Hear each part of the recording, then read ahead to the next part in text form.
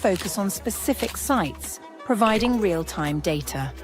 XNatura integrates artificial intelligence, IoT sensors, satellite technologies, and cloud computing to provide advanced environmental analysis and precision engineering tools. Landscapes are constantly evolving, shaped by both nature and human activity. Understanding and monitoring these impacts is essential to preserving biodiversity.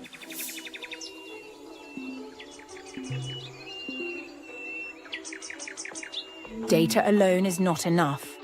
Human expertise makes the difference. The combination of IoT sensors, AI, and experts ensures that insights are accessible and usable by all stakeholders, supporting informed strategies. From assessment to regeneration, set targets, define action plans, and explore scenario analyses to align your business with environmental goals.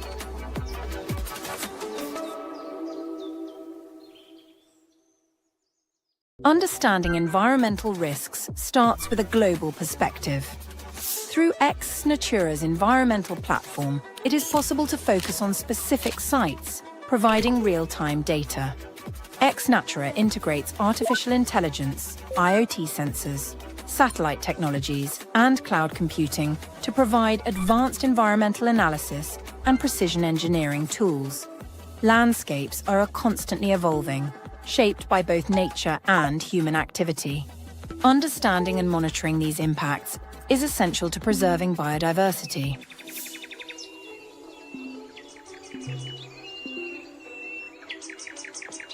Data alone is not enough. Human expertise makes the difference. The combination of IoT sensors, AI, and experts ensures that insights are accessible and usable by all stakeholders, supporting informed strategies. From assessment to regeneration, set targets, define action plans, and explore scenario analyses to align your business with environmental goals.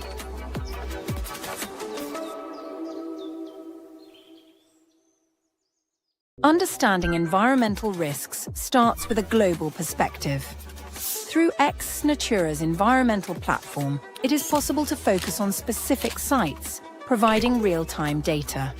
XNatura integrates artificial intelligence, IoT sensors, satellite technologies, and cloud computing to provide advanced environmental analysis and precision engineering tools. Landscapes are constantly evolving, shaped by both nature and human activity. Understanding and monitoring these impacts is essential to preserving biodiversity.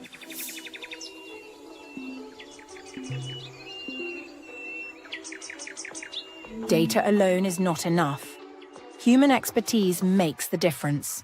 The combination of IoT sensors, AI, and experts ensures that insights are accessible and usable by all stakeholders, supporting informed strategies. From assessment to regeneration, set targets, define action plans, and explore scenario analyses to align your business with environmental goals.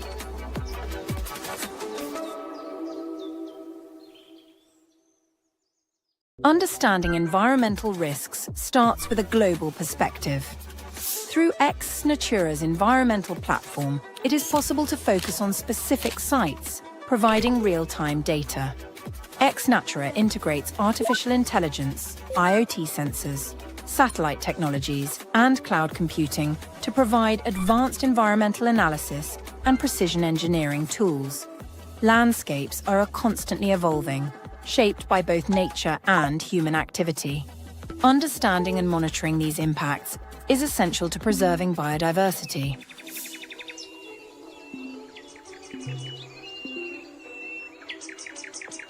Data alone is not enough. Human expertise makes the difference. The combination of IoT sensors, AI, and experts ensures that insights are accessible and usable by all stakeholders, supporting informed strategies. From assessment to regeneration, set targets, define action plans, and explore scenario analyses to align your business with environmental goals.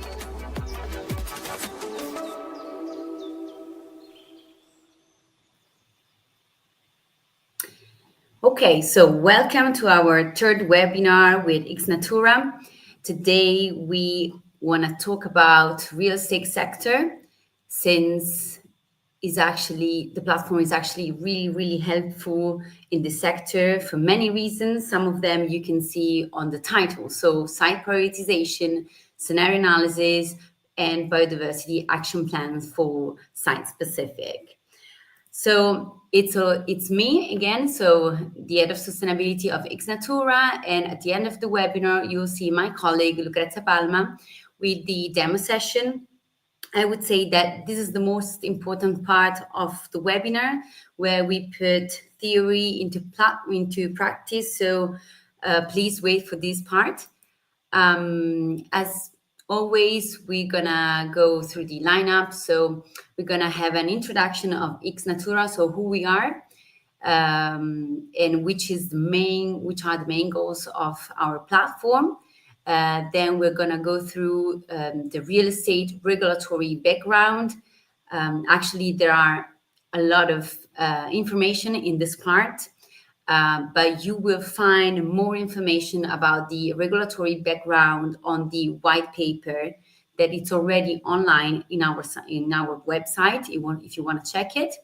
Then at 12:25, we're going to start the live demo session with my colleague, and we're going to see 3 case studies to see really how we can use the platform in practice. We're going to see a case study, and then finally a wrap up and a Q&A session in the last 10 minutes. Who we are XNatura. We are, of course, your environmental partner. We are a platform that includes a lot of technology to monitor biodiversity and to protect biodiversity and nature. We received a funding from EU, this back to 2 years ago, in order to develop the first biodiversity credit.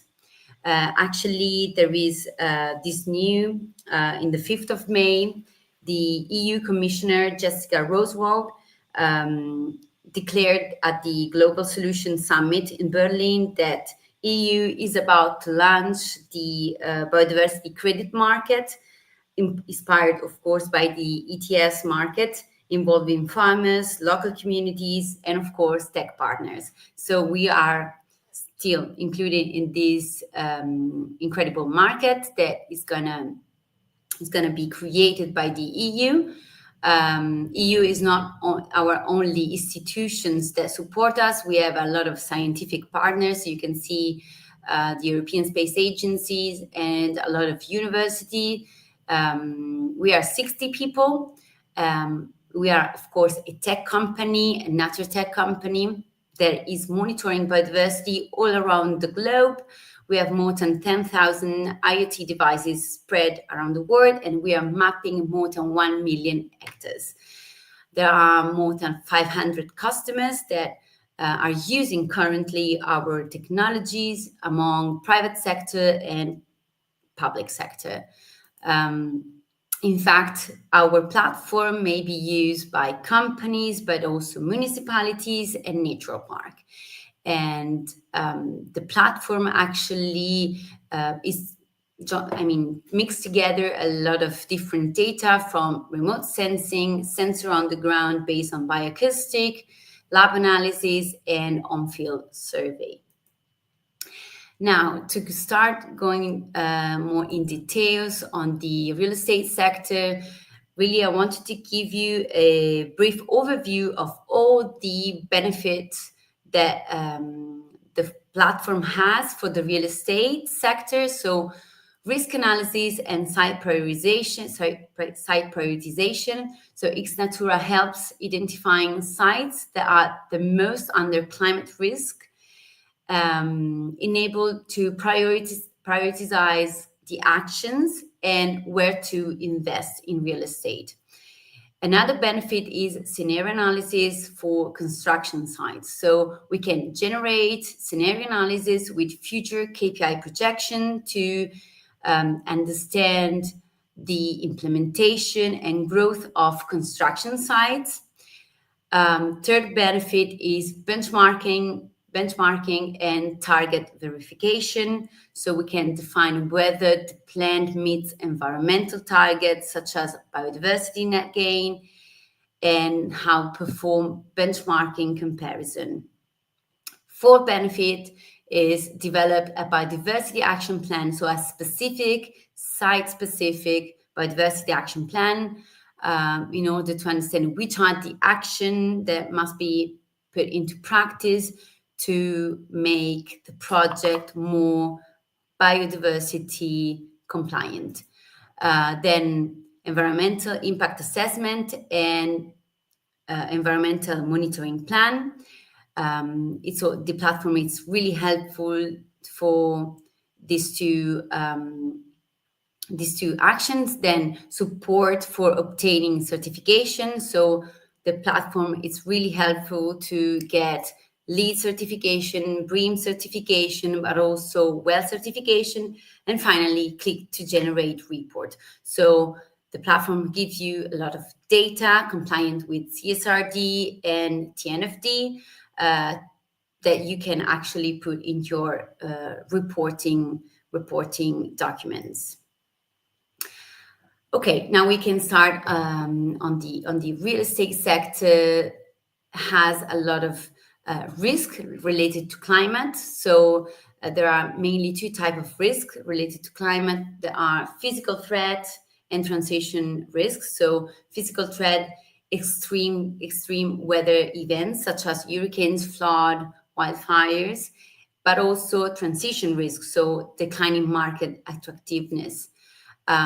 Just to give you some key numbers, so think about that the real estate asset could face devaluation between 15 and 35% by 2050 due to their inability to mitigate or adapt to climate risk.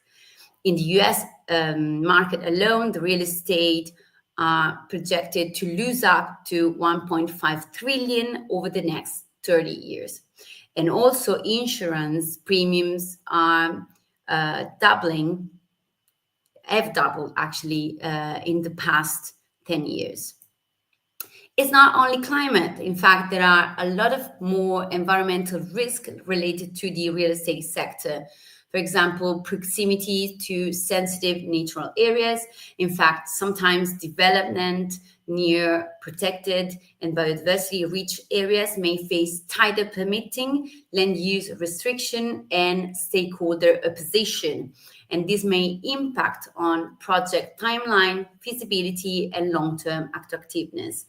But also soil contaminations. In fact, sites located into near former industrial zone, landfills, brownfields may suffer from legacy pollution, limiting land use, reducing property value.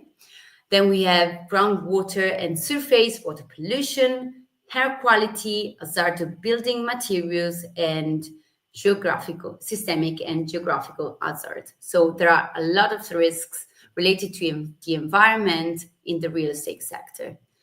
On the other side, of course, the sector is risk exposed, but it has a lot of impact on the environment. In fact, the real estate sector has impacts on climate, but not only, also in land use.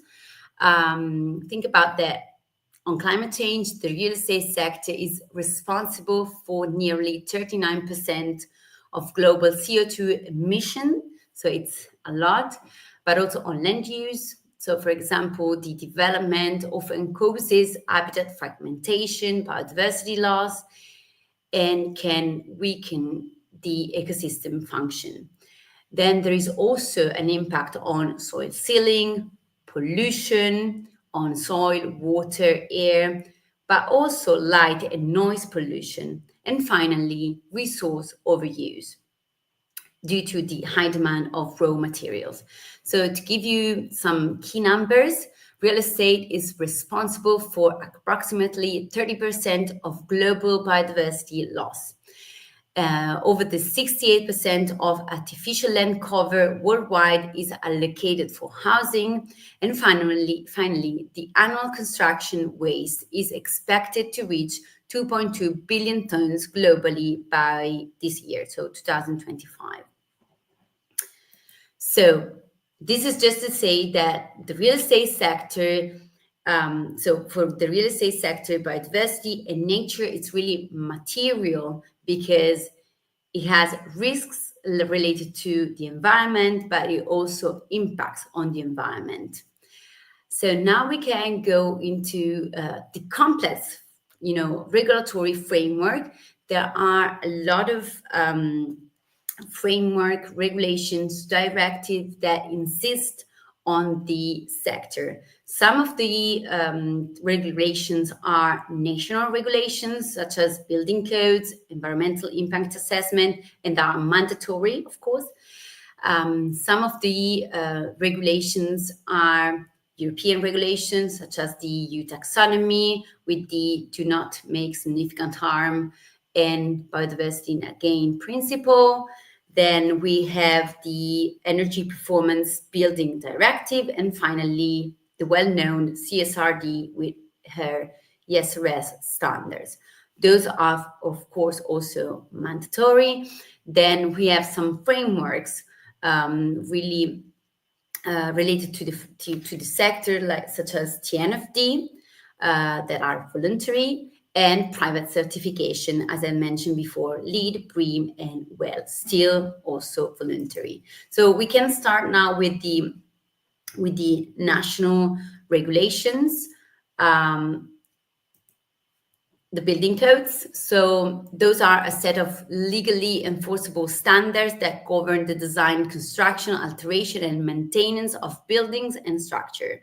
So there are a set of criteria, of course, in this case, related to the environment. The most important criteria are energy efficiency, so reducing energy consumption and carbon footprint, and resilience, so incorporating protections against environmental hazards. If we go into the environmental impact assessment, this is necessary for most of real estate projects, and not only. Actually, they are required for urban development, shopping center and car parks, industrial facilities, tourism and leisure projects such as holiday village, hotels, and waste and water infrastructure. So in this case, the main goal is to identify, predict, and mitigate potential adverse effects on soil, water, air, biodiversity, and local communities. So the environmental impact assessment, as I said, it changed nations to nation, but usually the scheme is like this. So the first step is screening, then the second step is scoping, then we have the preparation of the report, then public consultation, decision-making, monitoring, and compliance. So these are the 6 steps. It's very important because the platform can help real estate sector to make all of these steps, no problem. Last thing I want to add on environmental impact assessment is that actually it's required in the real estate sector, but not only. In fact, we saw in the last webinar that it's pretty mandatory also. It's really mandatory also in the energy sector. So if you want to know more about the environmental impact assessment, you may go and watch again the webinar on the energy sector, but also it's required for the infrastructure and the waste sector. So in order to develop motorways, railways, roads, and also waste disposal. We may go further in the regulatory framework. Now we're going to see the EU taxonomy with the 2 principles, the EPBD and the CSRD. So about the taxonomy, the EU taxonomy, of course, it's a regulatory classification system that defines which economic activities can be considered environmentally sustainable under the EU law. Of course, this was made in order to support EU climate neutrality goal that we may reach by 2050. The taxonomy identifies 7 specific real estate related activities, such as construction of new buildings, renovation, installation of energy efficiency equipment, installation of EV charging station, measurement and control of energy performance, installation of renewable energy technologies, and acquisition and ownership of buildings. Within the taxonomy, we have this principle that is applied on the energy sector, on the real estate sector, but not only, and is the do not make significant harm principle. As you can see, this may be applied with the following criteria. So vulnerability, assessment, evidence of solution, monitoring and reporting, scope of impact, and alignment across objectives. There is another principle, which is the biodiversity net gain, is not already integrated in the EU taxonomy, but it's under discussion. So it's very an emerging policy that it's currently formalized already in UK, and we are, in EU discussing about it, and it's very interesting because it mandates real estate and infrastructure projects to deliver measurable biodiversity improvements compared to pre-development levels. Why is it so important? Because if we can, integrate the biodiversity net gain already, we can anticipate future taxonomy expansion, and this is actually very important, especially if we need to ask for investment, so for the investor. Then we have the EPBD. This is the Energy Performance Building Directive. This is, of course, an EU directive. It was recently reviewed in March 2024, and it's part of the Fit for 55 package. There are some, key elements. So, for example, the nearly zero energy building and the zero emission building. It states that actually from 2030, all new buildings must be zero emission buildings. Then there are some other elements, such as the energy performance certificate. So in 2024 was introduced a standardized scale for the energy performance in all EU. Then it was introduced also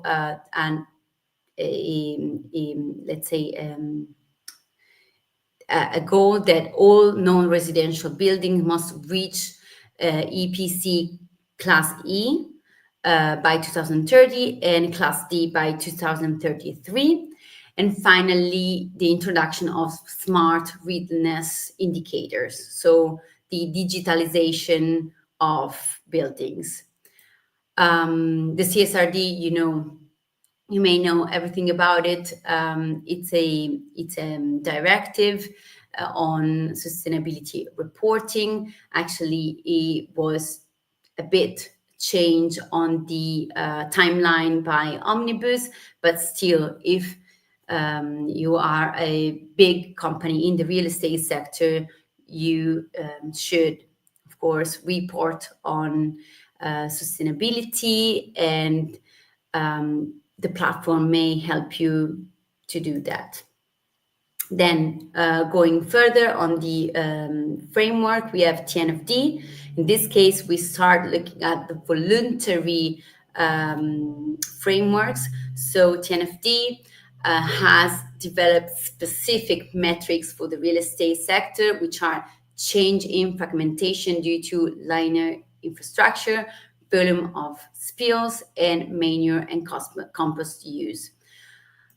Last thing I want to add are the certification. Of course, the platform may help you also in the certification. We have LEED, BREEAM, and WELL. So the platform gives you data in order to get those voluntary certifications that are really good, because they can enhance building value and reduce the impact. So how XNatura can help you developing a nature strategy? We have this platform that has biodiversity, nature, and climate data, that it's fully compliant with yes-res and TNFD LEAP approach. So the first step is XNatura can help you locate using satellite images in order to analyze land use and detect biodiversity hotspots, then evaluate, so the platform can assess nature-related impacts and dependencies, helping businesses understand their reliance on ecosystem services and their effects of their activities on biodiversity. Assess, XNatura can quantify nature-related risks and opportunities, and finally prepare. The platform supports target setting based on industry benchmark, control areas, and regulatory goals. So the actions we can do together are data collection, risk analysis and site prioritization, strategy development, and disclose, so reporting. Data collection, as I said before, the platform gathers a lot of data, a lot of environmental data through different technologies, such as remote sensing, sensor, field survey, and lab analysis. Then risk analysis and site prioritization. So the goal is to organize data to understand which site must be prioritized. This data-driven approach helps real estate developers to make informed decisions, ensuring that actions are directly towards sites that require immediate attention for exposure to climate and environmental risks. Third step is strategy development as a biodiversity strategy for the entire corporate, but also biodiversity action plan for site-specific. And then finally, disclose, so reporting. So the platform helps you gather all the data you need in order to report, and they are completely compliant with CSRD, yes-res, TNFD, and LEAP approach. Just a recap of all the benefit that the platform gives to the real estate. So risk analysis and prioritization, scenario analysis for construction site, benchmarking and target verification, development of a biodiversity action plan, site-specific, environmental impact assessment, and environmental monitoring plan for data for the compliance, support for obtaining certification, and finally click to generate report. Now I leave you with Lucrezia. Lucrezia is my colleague. She's gonna help you going through the demo session, and then we can meet again for the Q&A session. Thank you, Virginia, for your introduction. So I will share my screen so you can follow me on the directly on the platform. So there you go. And I will also close my cameras, otherwise my connection will not go. So I'll close the video. There you go. So let's go and see in practice how the platform works. So basically, first thing first, you have the, let's say, overview page where you can modify everything. You can change the description and you can see the geographical impact for all your sites around the world with the environmental impact. But if we go to the section monitoring, we will have some more data regarding all the sites. So this is the overview of the sites that you're monitoring with an overview of impacts, dependencies, and risk. For example, you can see that we have lots of sites that are next to protected areas, and we have an overview of the impact driver and dependencies, and so on. This part here is the part of the prioritization phase. So you can put together different kind of KPI. In this case, today we're gonna leave the MSA and we will put, for example, the hydrological risk. You will have all the sites displayed, and you'll see the orange dot here, which is where we are gonna start. So we're gonna start from this site here, which is in the UK. So I wanted to start from this one since we just knew that the biodiversity net gain is mandatory already in the UK. So we will start from here. I will put the page in English, sorry. So there you go. So following the LEAP approach, we have the first phase, which is the locate. And you can see here that we have the GPS, the region, we have the site size, and some other data, including the biome typology. If I zoom out, you can see that we are next to this big city here, which is Birmingham, actually. So if we take a look at the land cover, we can see that all the area around is quite agricultural area, but also we have some infrastructure, artificial services, and discontinuous fabric. So we are in a context where population density and let's say a build-up area increased during the year. You can see that we have agriculture fields in red, and where you see green, in green, and where you see red, of course, it is build-up area. So Virginia told us before that in the real estate sector, one of the most important factors to analyze is, of course, the hydrological risk, to see if we are actually in a context where hydrological risk is high, and which are the measures that we can take to be prepared in order to be prepared. So we can see that we are in a flood-prone areas. We have a level of 5 out of 5, so we are in the middle of a risky area. We can also have a look at the extreme events that happen in the big area around, and we can see that we had a lot of floods during the past years. We can also see that and understand that better in the dashboard here, which is the hydrological risk, which is the risk dashboard. We can see that the number of past events in the past, of course, are 22, so a lot of them. And we can see that the probability of a generic event that can happen again within 2 years is 35%. And of a high intensity event, it's almost the same, so 26%. So we need to be prepared for that. So this includes design. The design of the facility should include, for example, flood resilient measures such as raised foundation, permeable surface for water absorption, and comprehensive drainage system. How we can see the permeable, let's say, rate for the site. We have this KPI here, and we can see that for the site, we have 80% of the surfaces that is impermeable. So water cannot drain, and in case of floods, in case of high precipitation, we would need to be prepared for that. If we go to the precipitation, we can also see that in the past, precipitation were quite, let's say, not that drastic as today. You can see at the end of the last decade, we can see that we have some peaks of precipitation, and we can also have the future projection. This is based on the IPCC scenario, so you can choose the worst one or the best one and see how it's going to change in the next few years, which is going to be quite intense. The same thing, we can do it for the climate, so the temperature. We can see from here that the temperature of the site will increase by 1.5% degrees. And we can see that it has already been changing, but this is not a news. And if we go to the future projection, again, based on the IPCC scenario, we can see that the temperature will actually increase. So what does it mean? It means that in the area where we are, we should take into consideration the urban heat island and also, of course, the soil temperature.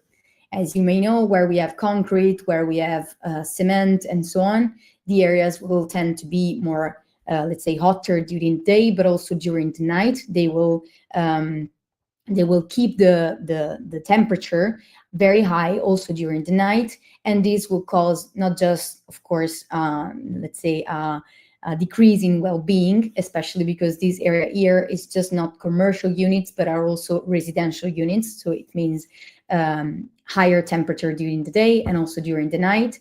But we can also say that with land cover, which is different, so let's say with the regeneration activities, regeneration project, which includes vegetation planting, such as different kind of nectariferous plants and so on, we would let's say, decrease the temperature during the day, but also during the night. And let's also have a look at the status of biodiversity. We can scroll in the dashboard here, and we can see that we're not doing quite good. We have 17 points out of 100. So it means we're actually very low on biodiversity in terms of animals and plants together based on the mean species abundance.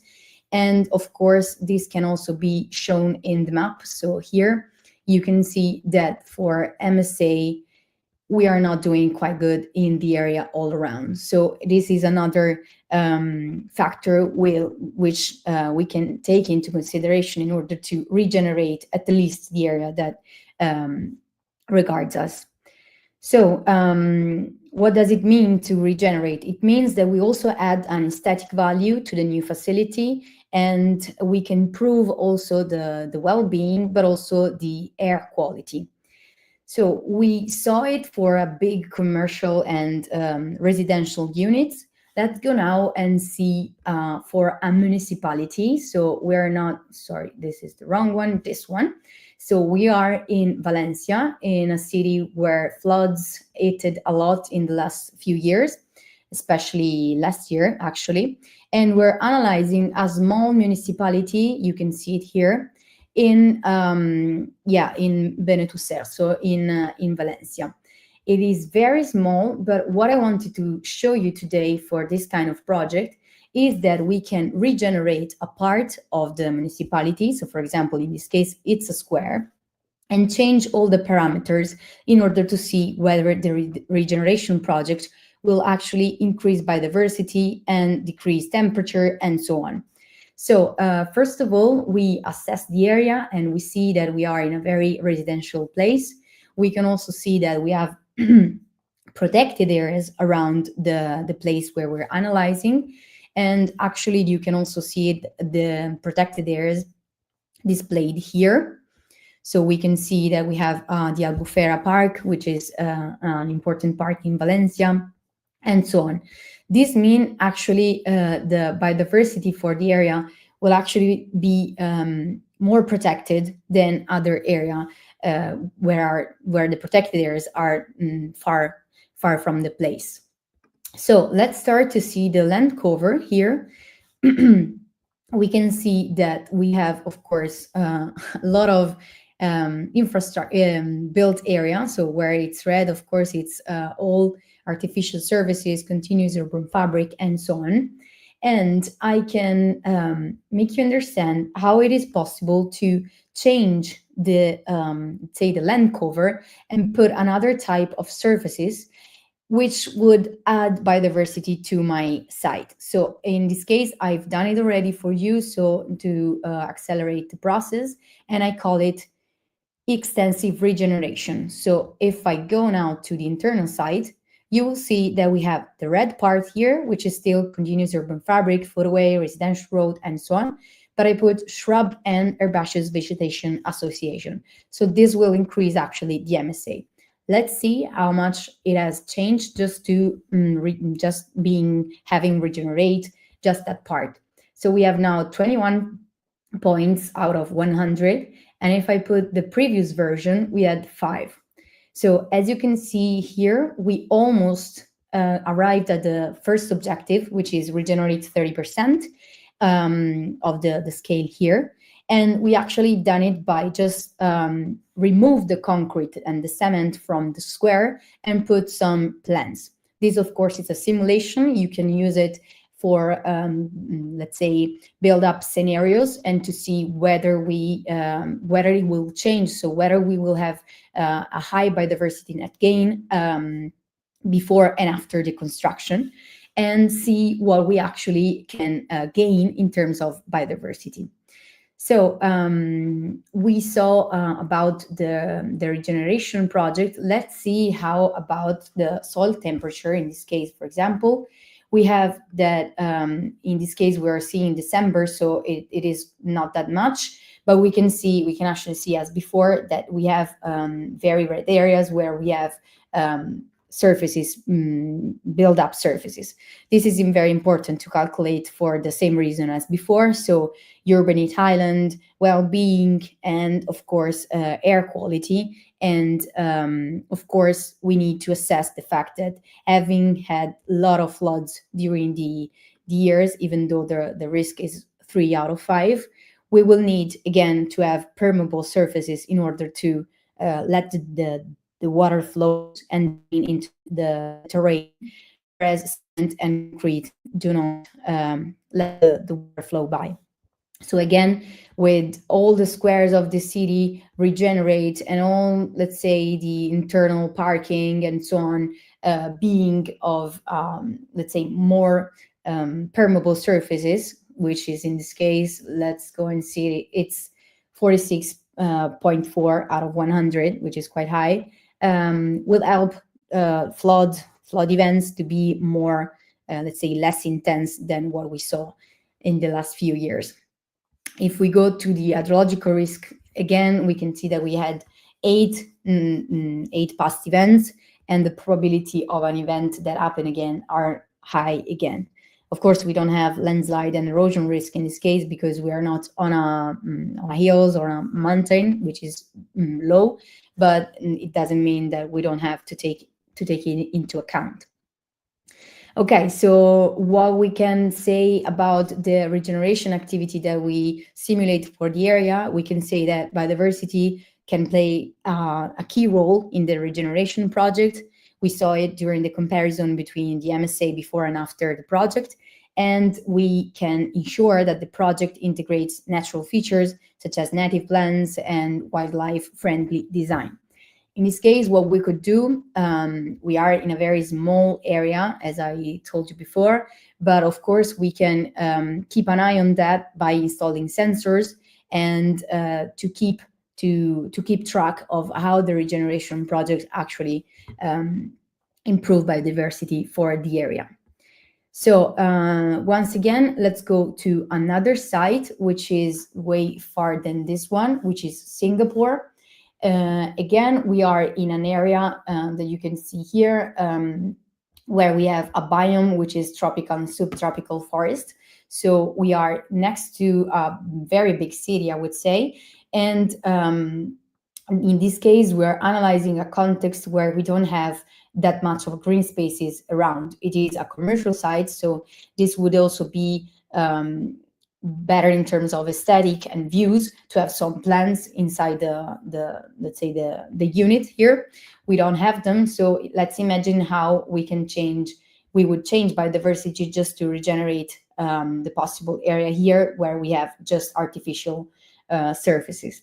Again, just not to mention that we have an impermeable soil again. So this is very bad in terms, in this case, of sea level rise. You know that Singapore is very famous for this kind of phenomenon, which is already being taking place.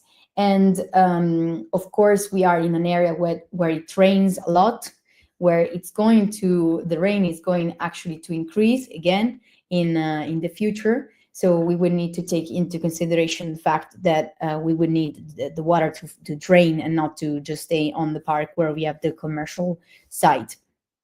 Again, what we can see here, we can see that the urbanization status is increasing. And of course, this is not quite good in terms of protected areas where we have also another park here. And so it means we are actually near to a sensible area, which need to be taken into account where we build up new buildings, let's say. So another thing that we need to take into consideration, again, it's the soil temperature. And just to make you understand how we can calculate it, and we can also calculate the urbanite island, you can just click on generate, and you can choose the year that you want to focus on. You can choose all the years, save it, and then in 5 minutes, we would have the new, let's say, data for the map. So I hope this was very useful. And I just want to add that everything that you can see in the platform, you can modify it. So for example, in this case, we have impact and dependencies based on NCore. The production processes, of course, are related to the real estate activities, but we know that, for example, for area of land use, this will be edited in an intensity which is higher, because we know that most of the time real estate sector has impact on land use, and also depending on what is the activity that is going on the place, we can also change the disturbances in terms of noise and light. Regarding light, we also have the light pollution again that you can generate as I showed you before. And another thing that I wanted to add is, and to show you, is the fact that if you want to share actually let's say, all the platform with your clients, your stakeholders, for example, in case of regeneration projects, they are so important also for community engagement. You can share the platform, make everyone see what are the regeneration activities that you are actually performing on the site. And you can also add some comments here in the section, for example, this one. You can add comments and make the other people see what is the kind of, let's say, analysis that you've been doing. And as Virginia said before, the last thing is click to generate report. You have it right here. You can click it, and based on generative AI, you can generate a new report.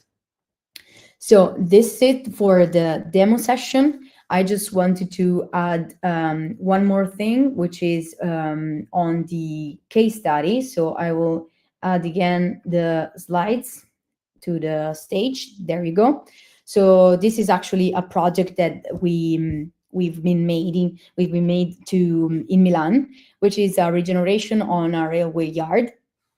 Why I wanted to show this case to you is because it's actually concrete application of what I've been showing you. So it is not just a demo, but it's a real case study where we included scenario simulation for biodiversity net gain during the planning. So to have the before and after the construction of the site. And we are actually monitoring how biodiversity is increasing with the sensor. So in the monitoring part, you can see that we installed 2 IVTEC, 1 Spectrum, 1 PolyX, which are the sensors that permits us to see how many pollinators are there in the area. So wild pollinators, but also honeybee with the IVTEC. And in the picture at the bottom of the screen, you can see bug hotel, so where wild pollinators can go and nest and live there and use that as a basis for their activity, let's say. And this is also super useful, as I was saying to you before, for engaging the community, because we have also some posters that explain what we are actually doing in the site there. So thank you for your attention, and I will answer any questions at the end of the demo, or at the end of the session. Thank you. Thank you, Lucrezia. So just few information before going into the Q&A session. So these are just an example of all the brands that choose us and choose the platform in order to manage their data on climate, nature, and biodiversity. Of course, this what you saw. So the webinar, it's a very brief overview of what we wrote on the webinar, on the white paper. So you can find the white paper on our website. You may also find a general white paper on the platform and the white paper on the energy sector. So you can go there and download it and have all the information. Something about our next event. So our colleagues Elisa and Silvia are going to be tomorrow and on the 15th at MAPIC in Milan. And our colleagues Simone and Nikki are going to be from tomorrow until Friday at Net Zero Milan Expo Summit. So if you're at MAPIC or at Net Zero and if you want to meet us in person, feel free to write either to me or directly to them on LinkedIn. They are all very responsive. Another information, this is more for the Italian speaking and Italian based audience. We're gonna host the Nature and Biodiversity Business Summit on the 22nd of May at 10.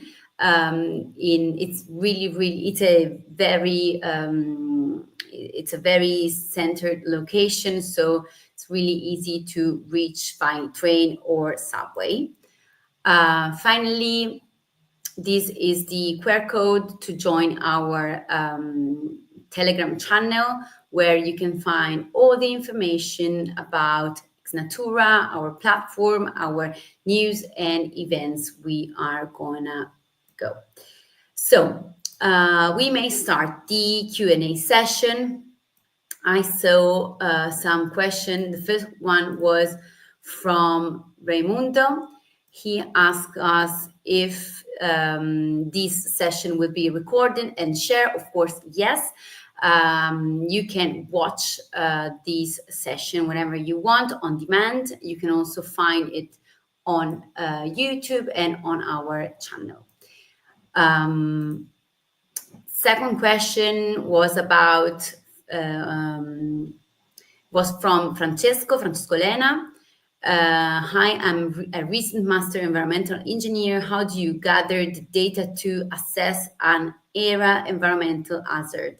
I think the best to answer to this question is Lucrezia.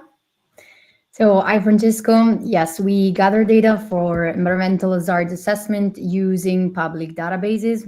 Basically, everything that you see in the platform is based on public databases for the past events, in this case. And we use remote sensing technologies to assess the current state of the site. And this tool also allows us to collect real-time data on air quality, soil composition, water levels, and biodiversity indicators. So in general, what we do is to use, let's say, public databases, and then we integrate everything that we can with the technologies on the field. Hope I answered your question. Yeah, sure. There is another question for you, actually, from Diego. Hello. How are you measuring the MSA index? Are you using sensors or extrapolating more general data? Okay, yeah, so we assess the mean species abundance using, again, remote sensing and sensor data.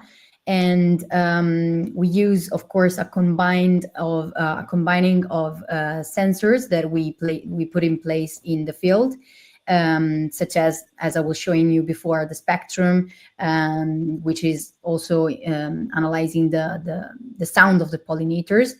And additionally, we integrate satellite data and local observation to contextualize the findings and provide a comprehensive, let's say, MSA analysis. Next question is it's from still Raimondo, and he's asking us, does it work in Latin America? Yes, of course. The platform works worldwide, since most of the data are gathered from satellite. Also, actually, the sensor works in Latin America, either the one on pollinators and one on birds. So both data from sensor and data from satellite images, they are reliable from all around the world, no problem. Next question is from Francis. Does the biodiversity action has to take place in the same spot where the disturbance is occurring? This is, I think, a very, very nice question. Yes, the simple answer is yes, but maybe Lucrezia wants to add something.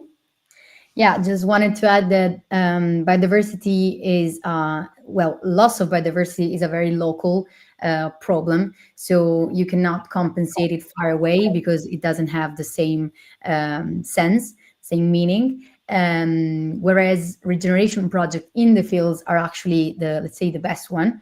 We can also, you can also compensate, but the offsetting should be at least next to the area where you are, where you want to improve biodiversity. Otherwise, it doesn't make sense. Let's say the goal is to ensure that the biodiversity value where it is lost, it is also compensated in the area where you lost it, you know. Yeah, and the same is for the regeneration activities. So which are the regeneration activities?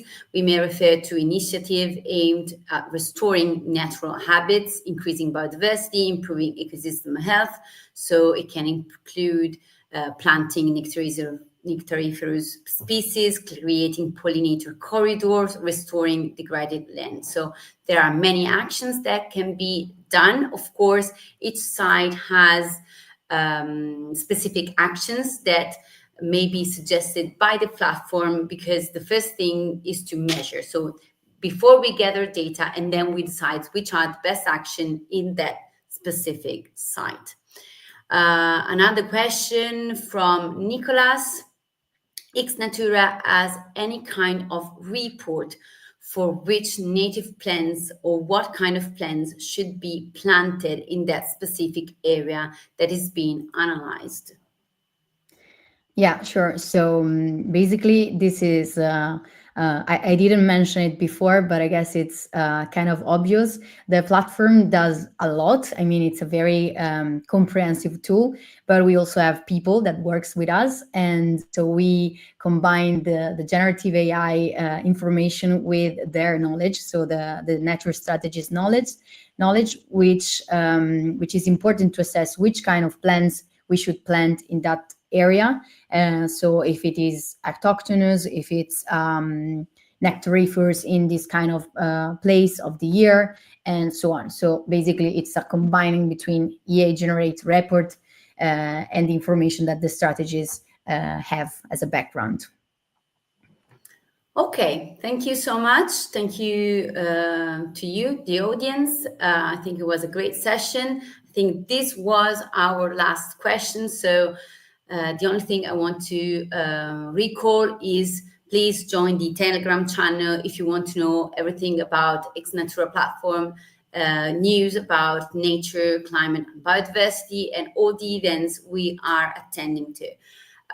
We are going to be in MAPIC, as I said, in Milan in the next 2 days, and in Net Zero Expo Summit. So if you're there, please feel free to reach our colleagues. And if you are based in Italy, Italian speaking, you may join us on the 22. There is going to be also the Biodiversity Day in Milan for a great event. Thank you so much, and see you next time. Thank you. Understanding environmental risks starts with a global perspective. Through XNatura's environmental platform, it is possible to focus on specific sites, providing real-time data. XNatura integrates artificial intelligence, IoT sensors, satellite technologies, and cloud computing to provide advanced environmental analysis and precision engineering tools.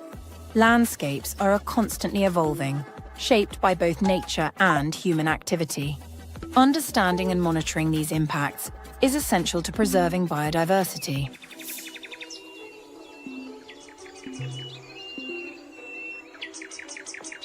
Data alone is not enough.